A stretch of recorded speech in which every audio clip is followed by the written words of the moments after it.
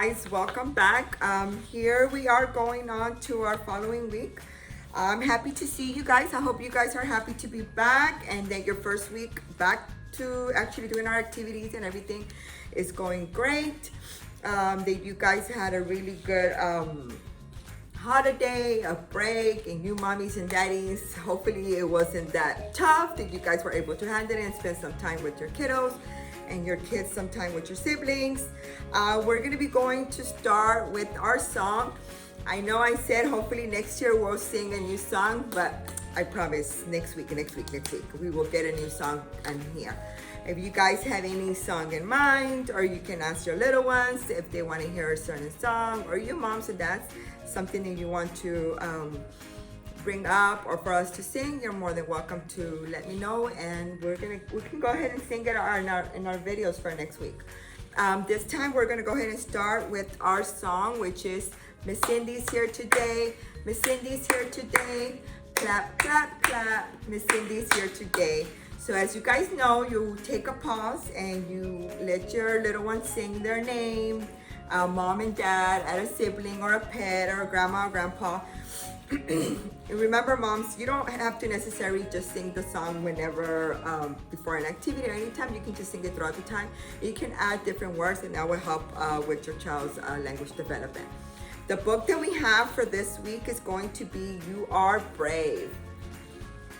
My friend was nice and she let us borrow this book for this video. We have the front cover of the book, we have the spine of the book, and we have the back of the book. Many of you are able to name the body parts of the books as soon as we see a book, and which is really, really good. And remember, mom and dad, we want to continue repetition and letting our little ones know the front of the book, the spine of the book, and the back of the book. Even though you may feel like they already have it down, they already know, it's okay. Repetition is what we need. Just continue to say the body parts of the book as you read a book to them. We're gonna go ahead and start. You are brave. You are brave in many ways. Yes, you are. You are brave when you meet new people and say hello. You are brave when you climb high and slide fast. Look how much fun she's having. She's climbing the monkey bars. She is very brave. You are brave when you walk and run. You are brave when you let friends play with your toys. This is a really good one, especially at this age group. Yes, you are brave when you let your friends borrow your book, your toys, and your book. You are brave when you take a deep breath and jump. Ooh, Miss Cindy can't wait for those summer days to get in the pool, get in some water, refresh. You are brave when you see a dog and ask the owner if you can pet. How many of you guys like dogs? Do you guys like to pet the dogs? She's being brave. She's asking the owner if she can pet the dog. You are brave when you find a bug and hold onto it gently.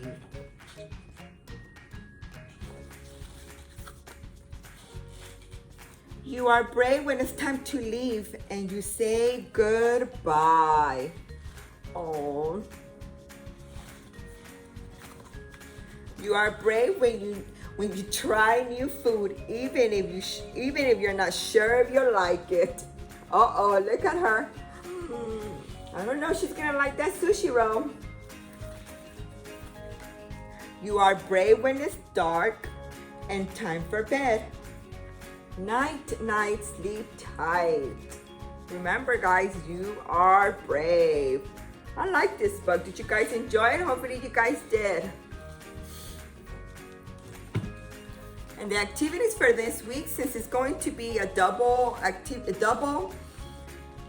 week, which is going to be double the activities, moms and dads. So the first activity that you guys received in the packet is going to be learning finger plates, which is this one right here. You should have received it in your packet. Learning finger plays, imitating and listening. And of course, this goes hand in hand with the like the song that we sing in the beginning. What is in it for us? When your child imitates finger plays, it strengthens the small muscles in his fingers. Basically, what it is, learning finger plays, or when they're playing, it could be when you guys sing like the itsy bitsy spider went up the water spout. What are we doing? We're moving our fingers. We're moving our fingers. Or when you sing Twinkle Twinkle Little Star, that one's another example. You're moving your hands up and down and your fingers. Also, another way that you can do this, what you can do is have, if possible, have a small paper bag, and you can have glue, markers, and let your little one go ahead and draw on it. And what you can do is you can add props to it of, like, let's say you're singing the Itsy Bitsy Spider, you can add props of the spider, or you can add props of 5 little monkeys. That's another one too. And basically what it is gonna be, they're gonna be imitating you and listening to you. Of course, if they already know the song, which is perfect, and if they don't, if you wanna go ahead and introduce them to a new song, which is good, that includes finger play, will be great. Or another way, if you want to jump a little bit ahead and not just do finger plays when it comes to singing, you can actually have like use the paper bag and use it as a puppet and create your own puppet show. Also, what it is developing their language. Your child is learning about rhyme and stories as he learns finger plays. This is also called a literacy activity. So you guys are doing many, many things in just this simple activity. It's encouraging literacy for your little ones. Also in cognitive, when you repeat the rhyme, your child's cognitive memory is increasing. He will act it out and repeat the rhyme itself. You will be so impressed, mom and dad, to see how fast and how quick they're able to observe and learn the new rhyme, learn the new finger play. Also, as your child repeats and learns the finger play, he can make the motions while using the props. Props can be a paper bag, and they can create it. Let's say they want to do the little monkey, and they can sing 5 little monkeys. If you are not able to have a paper bag or props or paper, you can always do it with your hands. Like I said earlier, we can sing the Itsy Bitsy Spider, and that's promoting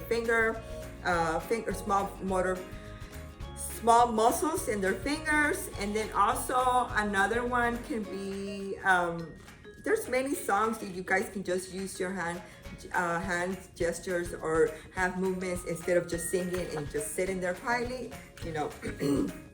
Also, in your child's brain, repeating the rhyme and acting it out over and over again reinforces connections in both language and motor areas of your child's brain.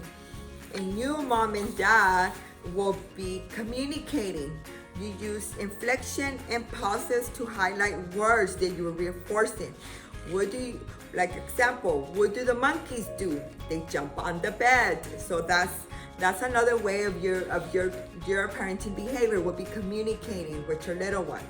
Also, and behind the activity, you always have these reflection questions, which is, what did I notice about my child? What did I notice about myself? This is something that we want you to reflect with your home visitor when she calls you prior your Zoom video. Also, another way that you guys can continue learning for this activity is also could be a learning extension. Storytelling finger plays is the ability for you and your child to have images in your brain. Like an example here, 5 little monkeys, Twinkle Twinkle Little Star, and then they have Old MacDonald's had a farm. If you want, you can draw out all the little animals in the farm, which is a chicken, a cow, a duck, a horse, and you can, play it out for them. This is going to be a really fun activity for you guys to do with them. If you have any questions, remember you can always ask your home visitor. And then we're moving on to our second activity. Our second activity will be remember when box, which is this, sharing and recalling. This one, which you guys will need, will be a small box with a lid and some special items that you may have around your home. And then also a book that your little one already knows very well. You may have a book at home that he already enjoys reading all the time, and you guys read it, and he knows the pictures or he knows what's gonna happen next, that will be something that you may need for this activity. If you don't have it, it's okay. Just as long as you have like small little items that you have from your house will be great. Also, what you're gonna be is you're gonna show him or her what you're putting inside the box prior to putting the lid, and letting them just see what it is. Let's say a little car, a little a house, a tree, a little animal or a stuffed animal or a ball. And then also you put it in the box and have him pick something out of the box. And once he gets something out of the box, you can ask him, do you remember what is this? Do you know what it is? Do you just asking them open-ended questions, which is sharing, recalling past events. He could probably remember where you actually bought him that little car at Walmart, or when you went to Target, or a neighbor gave it to him. It's just remembering and sharing. Also, what is in it for us will be in cognitive. Remembering events from the past is difficult for young children. This activity helps a child recall events and build her or his memory. Also, social emotional, talking about special memories which a child builds attachment. In language, talking about an item and describing memories help build your child's vocabulary and expressive language. Remember, at this age time, vocabulary and language is very, very important, and they learn by us modeling. The more language you use at home, the more language you'll see in your little ones. So it's always important, mom and dads, to describe everything once you're doing it. It may seem to you something that you already feel that you know, but remember, our little ones are still learning and they're observing everything they can right now. They're like little sponges, so just continue to use your language throughout. And then on the parenting behavior for you, mom and dad, it will be nurturing. Remembering, discussing past events, which a child helps build his or her memory. It also nurtures him and builds attachment. You are reminding him that you were there for him during special times, and you will continue to be there in the future. And like I said previously, you will be reflecting. What did you notice about your little one? What did you notice about yourself? And this activity, moms and dads, you can continue as long as you see your little one interested. If you see that he's not so quite interested, it's okay. You can put the lid on it and try it a later time. Just don't pressure, just make it fun. Remember, we want to make these activities fun for our little ones. And then that's what we have here for these two activities. And then you guys are going to receive what it is, 24 to 36 months, the child development. And this is what you're gonna be having a handout that basically gives you an idea of your child's language development at this age group. Your child is learning to put sentences together. He or she is listening carefully to what you say and tries to copy it. By scaffolding or building on what your child says, you help her learn grammar. This is the one you guys have, and this is just gonna basically give you an idea of your child's language development. One example we have here, listening, you're gonna look for your child will be start and carry on conversation. Your child may get upset or frustrated if you do not understand or listen to her. Stop what you're doing and give her your full attention. Bend to her level, look at her eyes. Also, it's very important, moms and dads, that we look at our little ones' eyes when we're talking to them and when they're talking to us, if it's possible. Also, follow up on what she said with a question or a comment, just like with an adult. Just make them know that you are listening to them and that you know what they're telling you, that you're paying attention pretty much to them. Also, this just gives you what to look for in your child and what is happening and how you can help. Another example here is answer easy questions and ask some of her own. This is what's happening. This is how you can help. Ask your child questions that begin with what and where. Questions that don't have simple yes or no answers. Give her time to think of the right words.